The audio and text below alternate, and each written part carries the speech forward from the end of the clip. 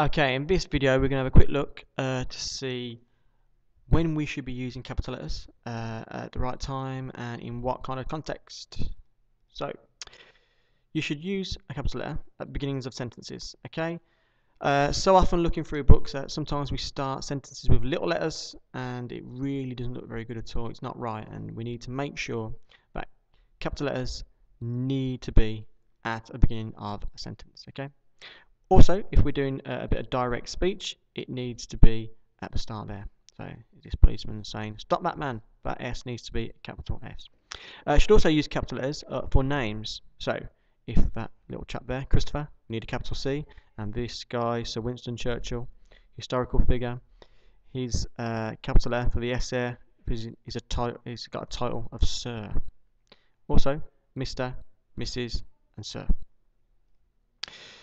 We should also be using capital letters for names of places like towns and cities. So, Sydney, the place in Australia, capital S.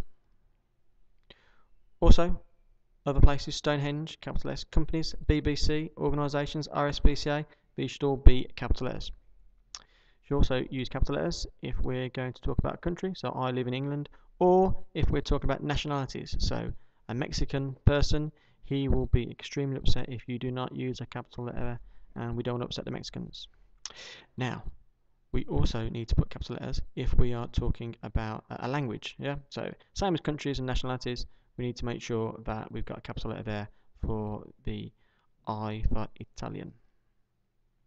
Capital letters also need to be in place if we're doing headings. So like a subheading or a subtitle, we've got the R there for recipe, and titles, H and the P there for Harry Potter.